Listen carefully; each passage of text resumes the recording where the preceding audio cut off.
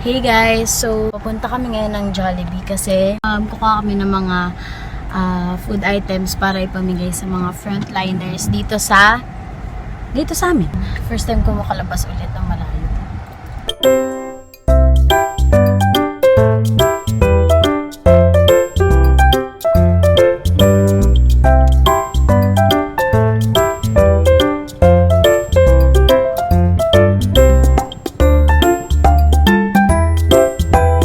Sobrang saya ko kasi may nabasa akong balita na kinonfirm na ni Liam na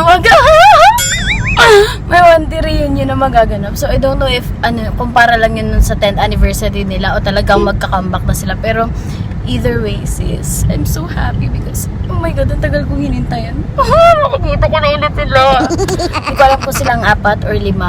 Pero saya ka, girl. Masaya ka ba? Anong favorite mong kanta ng 1D? Love yourself. Guys, isa lang pala yung pwedeng pumasok. Hihintay muna kami dito habang piniprepare pa yung mga order.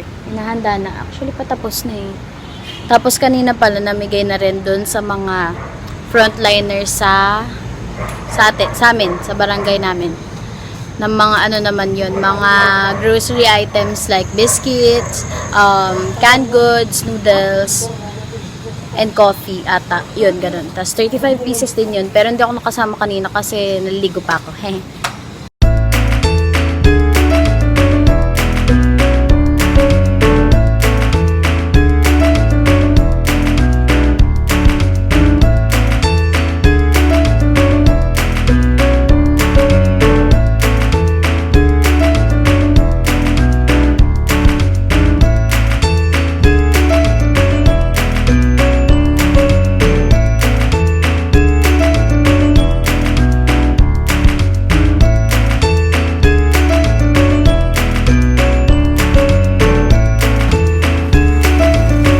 Guys, first batch done! Moving on naman tayo sa ating next location. Kuha tayo ng drinks nila sa likod.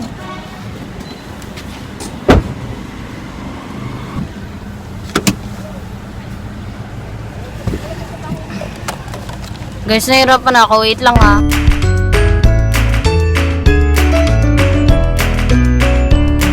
Hi guys! So, natapos na namin bigyan lahat ng mga nakita namin na police officers dito sa bayan namin na mga food items, and right now nagda-drive through naman kami para bumili naman ng lunch. And to end this part of the vlog, I just want to say thank you to all of our frontliners again for risking their lives para lang ma-ensure yung safety ng bawat isa, and I highly encourage everyone to help as much as possible if you can, and just do your part, stay at home, and I know that not everyone gets that privilege, pero if you can, just do your part, and I hope everyone stays safe, and I hope that this pandemic ends soon. Again, thank you so much everyone, and thank you Lord, and God bless us all.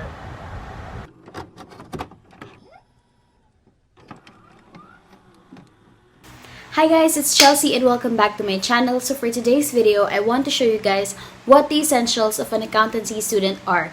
So as you guys know, I am currently a sophomore at the Polytechnic University of the Philippines taking up Bachelor of Science in Accountancy. We had our last day of school last March 7. I made a vlog about that. I'll link it down below. But that wasn't supposed to be our last day of class. Our classes were supposed to end at like March 29th or the 30th because we were still supposed to have our finals, but unfortunately due to this pandemic, our classes were cut short. Our summer classes, we're gonna be having that online on June to July, and then regular classes will resume on August. There's no final date yet, but it's gonna be in August. So basically I have like 5 months stay here in Mindoro in my province. So when I went home here, we still have some pending requirements that we had to pass, so I had to make that, and I had to bring some stuff with me. And without further ado, let's hop on to the video. So the things that I'm gonna be showing you guys are the things that I use almost every day in school and whenever I'm studying outside. To be honest, as an accountancy student, there isn't really much stuff that you need. Like personally, I think the main thing that you have to invest on as an accountancy student are books, because you have to have a lot of references and you have to be able to like practice. These are just some of the books that I've been using this second semester.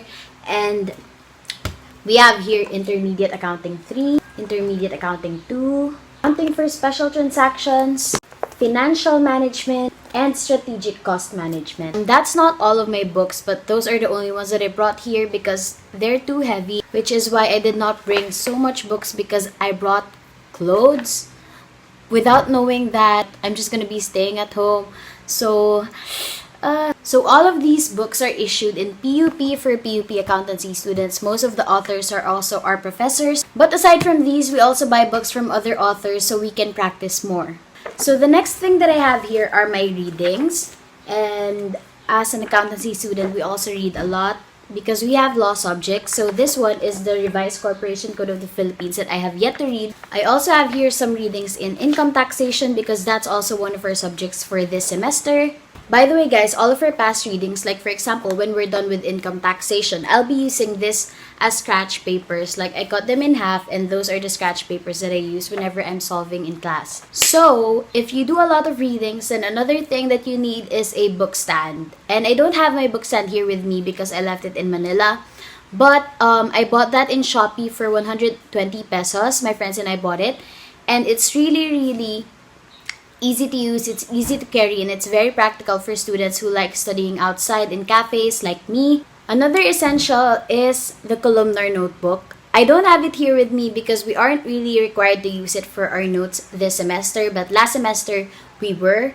But sometimes we still use it for like solving if we want all of our computations to be like stored in a single place where we can easily find it, then a Columnar Notebook is a must. The next thing is one that every accountancy student should have. This, calculators. The reason why I have two calculators is because I only used to use this one. This one is the Sharp ELW531XH. This used to be Akira's calculator, but he left it at home when he went for college. So ako na lang yung gumamit niyan, and we've had this since he was in first year high school, which was like 2011. So imagine, for 9 years, we haven't changed its battery even once. So this one is really good. It's a really good investment, and I still use it up until now. Like whenever we have to use long formulas and whatnot, I use this calculator because matagal ko na siyang ginagamit, kaya masanay na akong gamitin siya compared to other calculators. This is my second calculator and I absolutely love this! This one is the Casio AX120ST. I only got this before the second semester started because last year, diba, if you guys remember, pinagbawal nang gumamit ng scientific calculator sa board exams. So our professors recommended that we get a basic calculator para raw pag dumating yung time na magbo-board exam na kami, yes, claiming it, sanay na kaming gumamit ng basic calculator. And this is the first basic calculator that I owned. I really like this because my seatmate Paul, may ganito na siyang calculator nung first sem pa lang. And lagi ako natutuwa kasi may tilt display siya. Ayan guys, so nakakatuwa. Like you can adjust it to your preference depending on your position, ganyan. And you can also adjust the number of decimals, ganyan. And I really like this, most especially because it is two-way powered. So when the battery runs out, as long as you have light, then you can still use this. And I really like it. Most of my friends don't like it because of its color. Masyado raw plain. But ako, I love it and I use it. Yun nga lang, pero nagasgasan pa rin siya, guys. So, ayan, if you can see. So, I'm not happy about that, but I still love this calculator. By the way, this is in no way sponsored by Casio. I wish it was, but it isn't. Pero I just really like that calculator. Di ko na kinaya, guys. Nag-electric fan ako kasi sobrang init talaga. So, if my hair is blowing and if you can hear some noise in the background, yun yung electric fan, okay?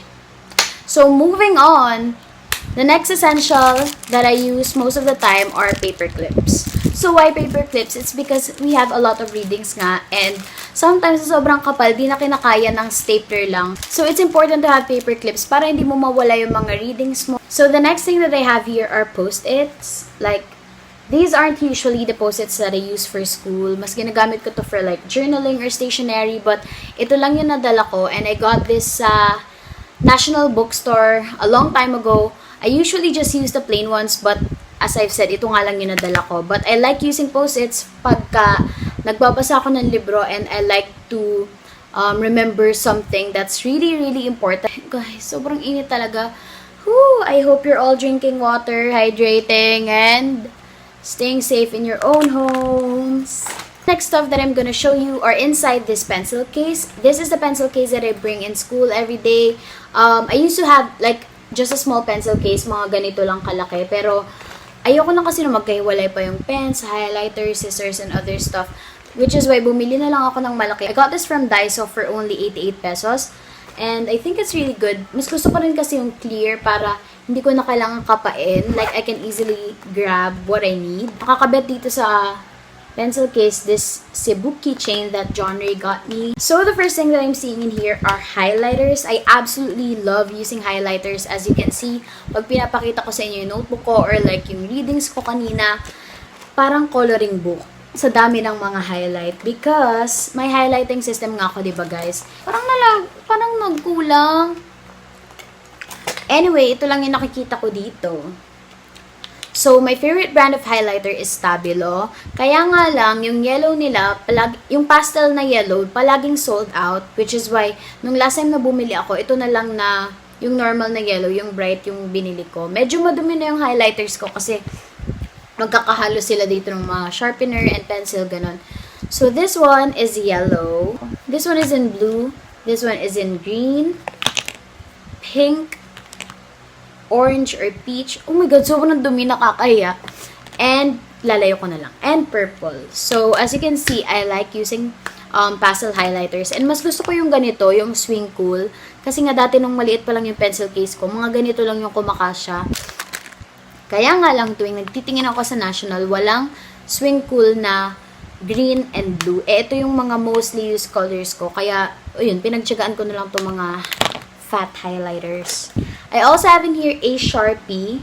It's not really an essential, pero nung first year kasi medyo may mga reporting pa kami, kaya bumili na ako nito. And I have in here a glue. Next thing that I have in my pencil case are my pens. I keep a lot of black pens kasi dati kasi GTEC yung ginagamit ko. Pero, lately, pag bumibili ako ng GTEC, since nawawala na agad ng tinta, hindi ko pa nababagsak. So, I opted for Panda na lang, na tig 7 or 8 pesos lang ata, pero long lasting. So, I have a couple of black pens. Some I got from Daiso and some I got from the National Bookstore.